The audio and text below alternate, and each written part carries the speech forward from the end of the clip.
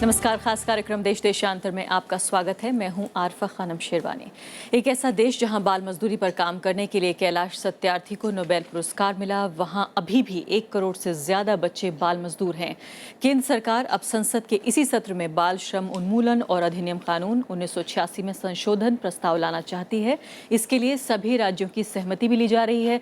संशोधित कानून के देश भर में लागू होने से 14 वर्ष से कम उम्र के किसी भी बच्चे को काम पर लगाना गैर कानूनी होगा, लेकिन इसके एक प्रावधान पर सहमति नहीं बन पा रही है, जिसमें यह कहा गया है कि पारिवारिक काम अगर होगा उसमें बच्चा हाथ बटा सकता है। क्या मतलब निकाला जाए इस बात का कि पारिवारिक काम क्या होगा, इस प्रावधान के क्या मायने हैं, और साथ ही कैसे इन 1 करोड़ से ज्यादा बच्चों को मजदूरी से हटाकर स्कूलों की तरफ मोड़ा जाए। इन तमाम सवालों के जवाब ढूंढने की कोशिश करेंगे। मेरे साथ डॉक्टर सत्यनारायण जटिया मौजूद हैं, जो कि उज्जैन से मेंबर ऑफ पार्लियामेंट हैं बीजेपी के। दूसरे खास मेहमान हैं PK Sreemathi, teacher, member of parliament है सीपीएम की केरला से।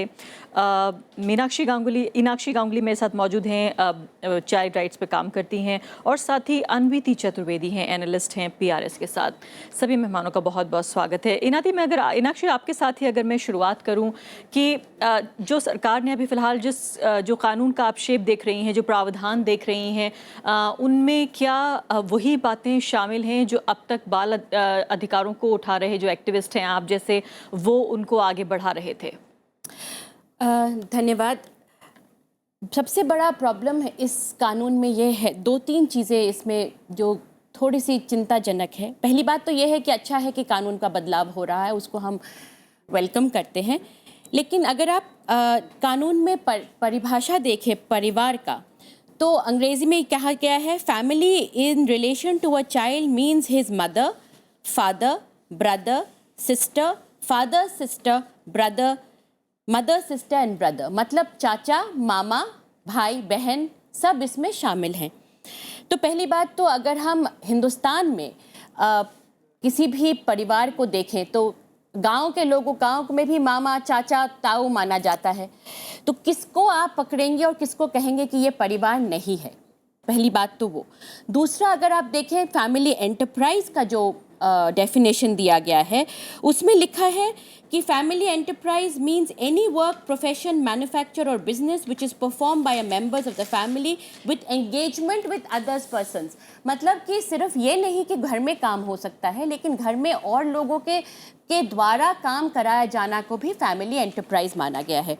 इसके तहत प्रोवाइजो ये है, थोड़ा समझा दूं कि कहा गया है कि 14 साल तक हर बच्चा काम नहीं कर सकता है। एक प्रोवाइजो ये है कि फैमिली के साथ फैमिली एंटरप्राइज में काम कर सकता है, और ये दोनों में अगर आप देखें तो थोड़ा प्रॉब्लम यहाँ आता है।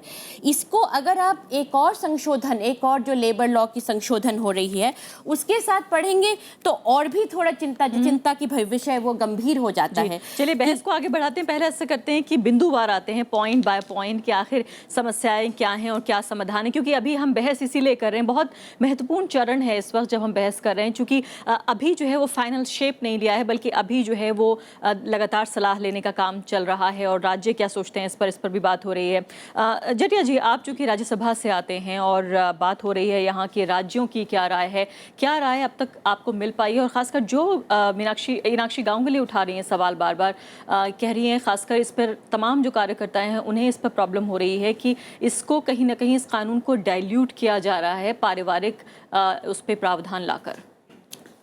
अभी समय से पहले होगा ये कहना कि इसको डाइल्यूट किया जा रहा है। मोटे तौर पर इसके पीछे अवधारणा क्या है ये समझने की ज़रूरत होगी, और सरकार इस बात का जब बिल लेकर के आने वाली है तो उसको ये बताना होगा कि हम इस बात को क्यों लेकर के आ रहे हैं। हमारे यहाँ पर स्किल डेवलपमेंट की दृष्टि से परिवार में जो स्किल चलते हैं, जो कौशल है हमारे यहाँ पर जो परंपरागत रूप से रहते होंगे, उसमें कानून का अर्थ ये नहीं है कि किसी काम में रोक लगाना है या प्रशिक्षण में रोक लगाना, किंतु जब कानून को इन्फोर्स किया जाता है तो जो परेशानियाँ आती है उसमें दोनों पक्ष हैं।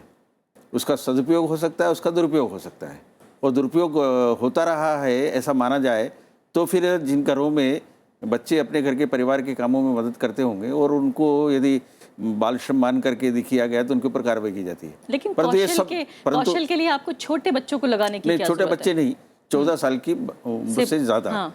अब ये 14 साल के अंदर कम की बात उम्र हो रही वाले है। बच्चों की बात हो 14 रही साल है। से नीचे की बात नहीं है। हाँ जी है, ये कानून प्रावधान में है। यही लिखा है कि बच्चे 14 साल तक कोई भी काम नहीं कर सकता, लेकिन प्रोविजो ये है कि अगर वो परिवार के साथ हेल्प कर रहा है। इसलिए मैंने कहा कि it is not in final shape. ये आखिरी बात नहीं है, और ये बातों का जब पार्लियामेंट में आया तो उसका डिसीजन होगा, क्योंकि हम सर्व शिक्षा अभियान की बात करते हैं, एक अच्छा नागरिक बनाने की बात करते हैं। देश को अच्छा नागरिक देना है तो उसको पढ़ाना और आगे बढ़ाना ये हमारा फर्ज बनता है। सरकार ने भी कहा है कि जब हम बेटी की बात करते हैं, बेटी पढ़ाओ आगे बढ़ाओ, तो बच्चे के बारे में भी यही उदाहरण तो है। क्या आप इस बात को मान रहे हैं कि जिस प्रोविजन का जिक्र इनाक्षी कर रही हैं, क्या ये कमज़ोर कड़ी है? क्या इसको दोबारा देखे जाने की ज़रूरत है? वास्तव में जो भी विसंगतियां हैं उसको दूर करने के लिए उपाय किए जाना चाहिए, और ये किसी भी कीमत पर ये विसंगति है।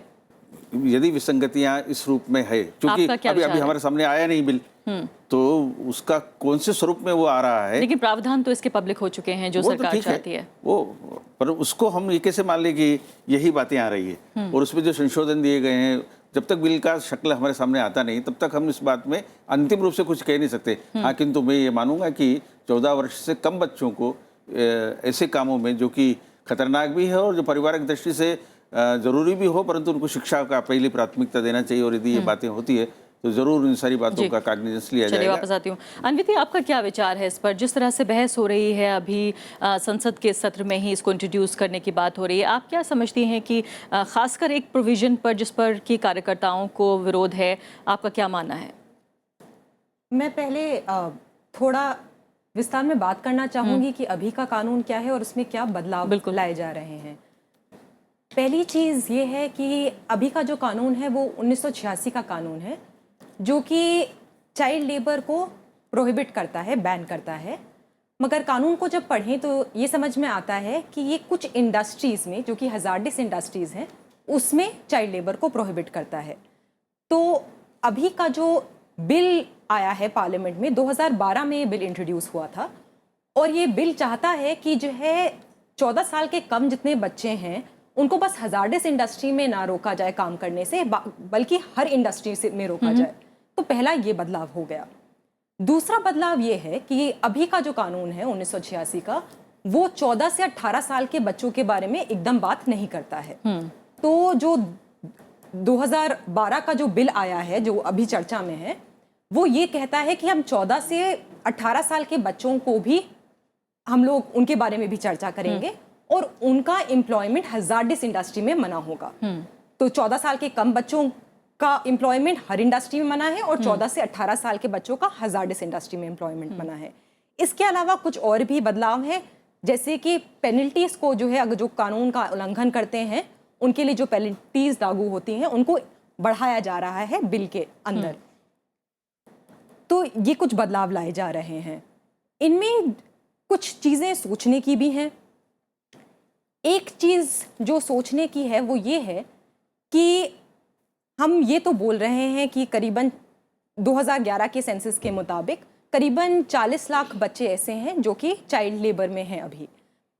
तो ठीक है, इनको अगर हम बोलें कि इंडस्ट्रीज में एम्प्लॉय नहीं किया जा सकता है क्योंकि इनकी पढ़ाई को बढ़ावा देना चाहिए, तो फिर इन बच्चों का होगा क्या? अगर आप इनको इंडस्ट्री से निकाल लेंगे तो आपने पेनल्टी तो दे दी एम्प्लॉयर को, मगर आप इनके रिहैबिलिटेशन के लिए क्या करेंगे? के लिए क्या करेंगे? बात है। लेकिन इसके अलावा अन्विति, जो एक बराबर ये चल रहा है, बहस हो रही है और ये आर्ग्यूमेंट भी दिया जा रहा है कि इसको प्रैक्टिकल तरीके से देखने की ज़रूरत है, व्यवहारिक तरीके से देखने की ज़रूरत है कि जो पारिवारिक कामों में बच्चे लगे हुए हैं उनकी कहीं ना कहीं जो एक आर्थिक ज़रूरत है उसको कैसे समझा जाए। पहली सबसे महत्वपूर्ण बात कि सीधे सीधे जो बाल मजदूरी है उसका गरीबी से लेना देना है। दूसरी बात, बाल मजदूरी का अशिक्षा से लेना देना है। तीसरे, एक और बेहतर आर्ग्यूमेंट की तरफ लोग जाते हैं, कहते हैं कि ये कौशल जो है, पारिवारिक कौशल जिसका जिक्र अभी जटिया जी भी कर रहे थे कि वो सीखने की उम्र भी वही है, तो उसे बाल मजदूरी ना माना जाए, उसे एक एम्प्लॉयर सेटअप में ना देखा जाए। ये जो बिल है वो, जिससे मैं अभी बात कर रही थी, रिहैबिलिटेशन के बारे में बात नहीं करता है, और ये समस्या एकदम, ये इशू आप जो कह रही हैं उससे डायरेक्टली लिंक्ड है। क्योंकि अभी जब स्थायी कमेटी ने इस बिल को देखा था तो उनका ये मानना था कि जो है अभी ऐसे कुछ पॉलिसीज़ हैं जो कि कोशिश करती हैं कि बच्चों का रिहैबिलिटेशन हो जिनको बचाया जा रहा है चाइल्ड लेबर से, मगर वो उनकी इम्प्लीमेंटेशन में काफ़ी दिक्कतें आ रही हैं और इसके कारण उनका रिहैबिलिटेशन नहीं हो पा रहा है। तो स्थायी कमेटी ने इस बारे में ये बोला था कि क्या ऐसा हो सकता है कि किसी इनके परिवार के एक सदस्य को मैंडेटरी एम्प्लॉयमेंट दिया जाए या कोई ऐसी फंड बनाई जाए जिसमें कि जितना पैसा फाइन के थ्रू लिया जा रहा है उस फंड में डाला जाए और उसके थ्रू रिहैबिलिटेशन किया जाए कि एंड अगर ये सब चीज़ें होती हैं तो इसके तहत जो आप इकोनॉमिक कंडीशंस की जो बात हो रही है, जो कि पॉवर्टी की बात हो रही है, उस पे भी फिर एक बात की चर्चा शुरू हो जी, सकती है। ठीक है। प्रियंका श्रीमती जी, आपका क्या ओपिनियन है इस बात पर? अभी जो है बीजेपी के Can you ask in English? जी हाँ, I want to ask you what is your opinion on the kind of provisions which government wants to bring in the law? Actually, I think poverty make in India a land the largest child workers in the whole world. India is the largest world. From 5 to 18 or onwards, all the children, especially from the poor family, working for money. Working with parents is a different issue. Traditionally, sometimes children are working with their parents in agriculture sector. That is not an issue. But should that be permissible? Not permissible. They are not paying. Parents are not paying. They are some assistance. But Inakshi is saying, Inakshi is saying that this does not just limit to parents, like only the father or the mother, but it goes beyond, and it goes beyond till uncles No, and some- aunties. They can also employ In the these children. holidays, 14 years boy or 14 years girl or 15 to 13, in some holidays, they are going to the field and helping their parents. That is not an issue. But But this can be easily manipulated. no. Children are working industrial crusher, stone crusher, carpet making, BD, cigarette, tobacco. In that field, they are getting minimum wages. Minimum wages means they are being exploited everywhere in India. Exploited, sexually exploiting and financially exploiting, mentally, physically, in all the way, children are not getting, are exploited, and they are not getting a chance to go to school. They are not studying, and their health is going like that. Actually, in the whole world, we already agreed up to 18 children. Everybody is children. Then why do we allow the children to go to the industrial belt or any traditional belt, getting to receiving some payment? That is not allowed. Here, some amendment, I think there is some dangerous points in this amendment, I think. Do you think? What are Yes. those dangerous points? Because after 14, parents are sending them to some house, sending them to some factory. Yeah.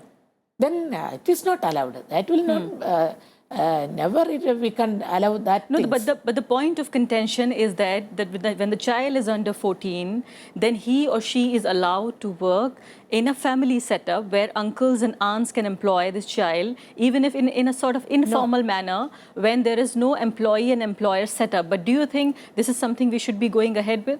Giving salary to a child, that is not we don't allow. Government should not allow like that.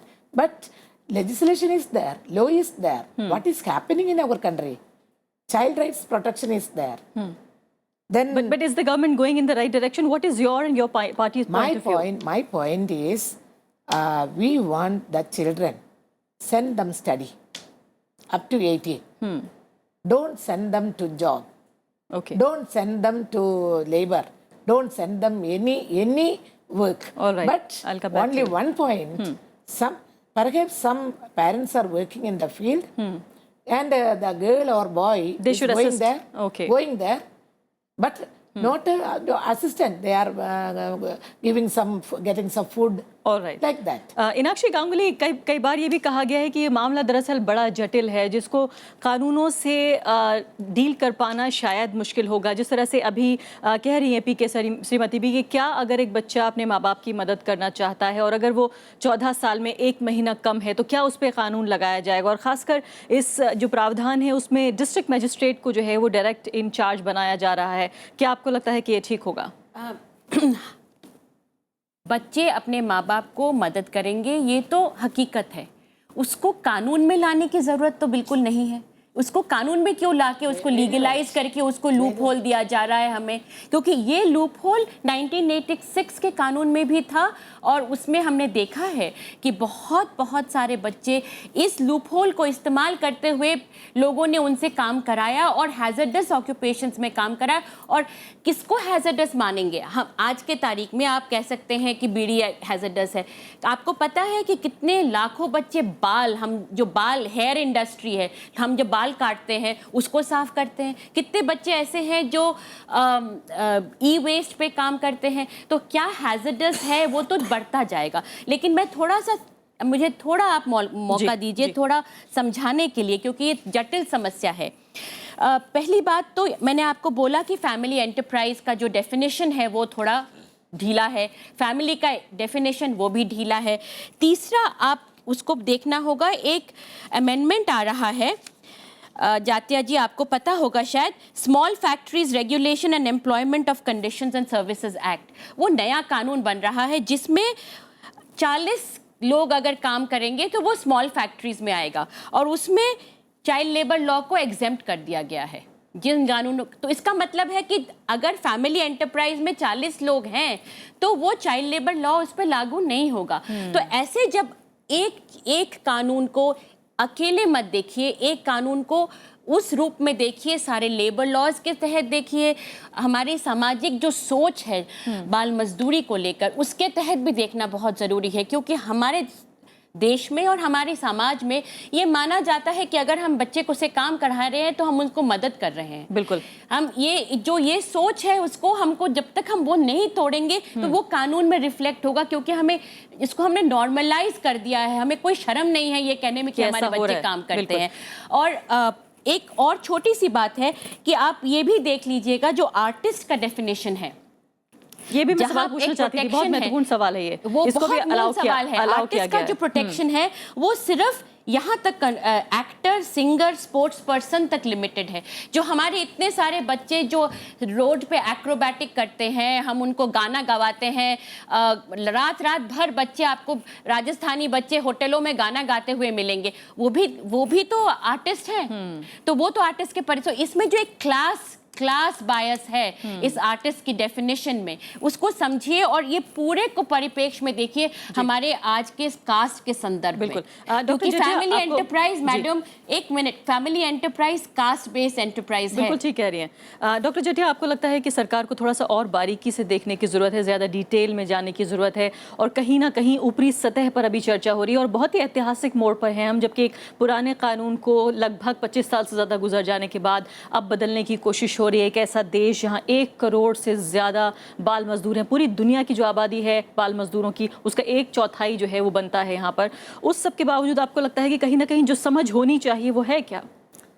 वास्तव में हम टुकड़े टुकड़े में विचार कर रहे हैं। हमारे यहाँ पर सबसे बड़ी मुश्किल यही है कि हम शिक्षा का मतलब क्या समझते हैं, हम श्रम का मतलब क्या समझते हैं, और उसके बारे में जब तक पूरा विचार नहीं होगा।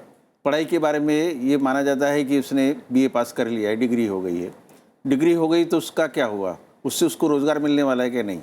इसलिए प्रशिक्षण का जो काम है, उस प्रशिक्षण के काम पर जितना ज़्यादा ध्यान दिया जाएगा उतना उसका भविष्य बच्चे का सुधरेगा।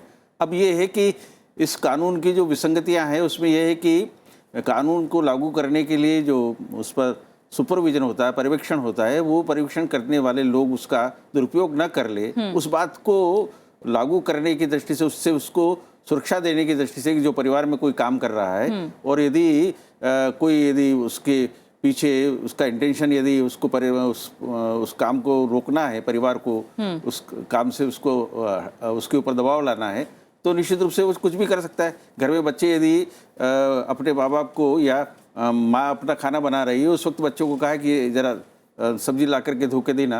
अब ये जो काम है घर में, यदि लेकिन नहीं, इनाक्षी जो कह रही है वो बहुत महत्वपूर्ण बात कह रही है। वो कह रही है इसको आपको कानून में शामिल करने की क्या जरूरत है, इससे आप उसे एक वैधता दे रहे हैं। बात क्या है कि जो कुछ पुराने कानून बने हुए हैं, उन कानून को एक सिलसिला बना हुआ है, एक निरंतरता बनी हुई है, और उन्हीं को लेकर के आगे आने का सरकार का और एक कंटिन्यूटी रहती है। तो वो कानून जिस रूप में थे उसमें संशोधन क्या होना और है। चाइल्ड आर्टिस्ट के बारे में वो कह रही हैं कि बाकी बच्चे जो हैं लोअर क्लास के, उनके बारे में कोई बात नहीं हो रही है, सिर्फ एक क्लास बायस नजर आ रहा है कि सिर्फ तो जो ये है सारे वो सिंगर, संशोधन करने एक्टर के सारे संशोधन करने के अवसर हैं, और अभी इंट्रोडक्शन होने के बाद उस पर चर्चा होगी, फिर वहाँ पार्लियामेंट लेकिन ये तो बहुत 2012 में तो स्टैंडिंग कमेटी तक जो है बात चल जा चुकी है, कई साल इसको गुजर चुके हैं, अभी तक कंसल्टेशन पूरा नहीं हो पाया क्या? सरकार बदल गई है, और सरकार बदलने के कारण से कुछ नजरिया भी बदला है। मोटे तौर पर जो कुछ बात 2012 में था, अब 2015 में और आगे जाकर के 16 में क्या होने वाला है, ये जब तक संसद में नहीं जाता उस पर चर्चा नहीं होती, उस संसद अपना अभिमत क्या बनाती, क्योंकि कानून बनाने की प्रक्रिया भी कोई एकदम आसान नहीं है। और उस दृष्टि से संसद इस पर विचार विमर्श करने के बाद जो विसंगतियां हैं, क्योंकि वहाँ पर सब संसद सदस्य हैं जी, वो सारी बातों को समझते भी हैं। चलिए, मेरे पास आखिरी 1 मिनट बचा है। अनविति, आपको लगता है कि फिलहाल जिस तरह की बहस हो रही है, अभी आपको लगता है कि सरकार जिस स्तर पर इस पर बहस चाहती है, जिस तरह से राज्यों की राय ली जा रही है, फिलहाल क्या सही डायरेक्शन में बढ़ रहे हैं? और मैं ये रिपोर्ट देख रही हूँ चाइल्ड राइट्स एंड यू की, जिसमें कहा गया है कि 2.2% सालाना की दर से घट रही है बाल मजदूरी, और इसी रफ्तार से अगर हम चलेंगे तो 100 साल हमें लग जाएंगे बाल मजदूरी को खत्म होने में। दो चीज़ें सोचने की हैं। पहली चीज़ ये है कि हमारी चर्चा अभी तक 14 साल के कम के बच्चों की काफ़ी रही बात है। होनी चाहिए। 14 से 18 साल के बच्चों का ये बिल ये बोल रहा है कि हजार्डस इंडस्ट्री में उनको एम्प्लॉय नहीं किया जाएगा, मगर ये बात सोचने की है कि जो 14 से 18 साल के बच्चे बाकी इंडस्ट्रीज में एम्प्लॉय हो रहे हैं, उनकी वर्किंग कंडीशंस को इस बिल में क्यों नहीं देखा जा रहा है? अगर हम सोचें तो जो वेजेस होते हैं, जो तनख्वाह होती है, जो वर्किंग कंडीशंस होती हैं, छुट्टियां मिलती हैं, कितनी देर तक काम होता है, ये सब सोचने की बातें हैं 14 से 18 साल के बच्चों की। दूसरी चीज़ जो सोचने की है वो ये है कि बिल बोल रहा है कि जो पेनल्टी अब जो लागू होंगी कानून के उल्लंघन के लिए, वो एम्प्लॉयर पे भी होंगी और माता पिता पे भी होंगी। अब अभी ये है सिचुएशन है कि जो है अगर बच्चे काम पे जा रहे हैं तो वो काम पे जा रहे हैं, नहीं तो जो है उनको स्कूल जाना चाहिए। तो गवर्नमेंट पे ये जिम्मेदारी है कि जो है वो अच्छे स्कूल बनाए और जो एजुकेशन की स्थिति है उसको इम्प्रूव किया जाए।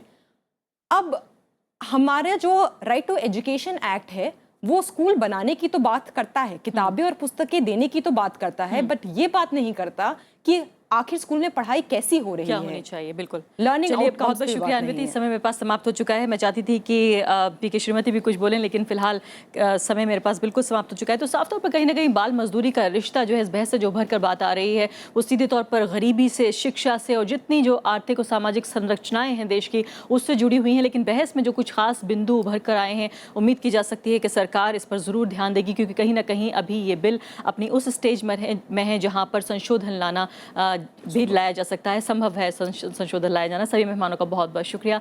इसी के साथ अभी के लिए इतना ही। नमस्कार।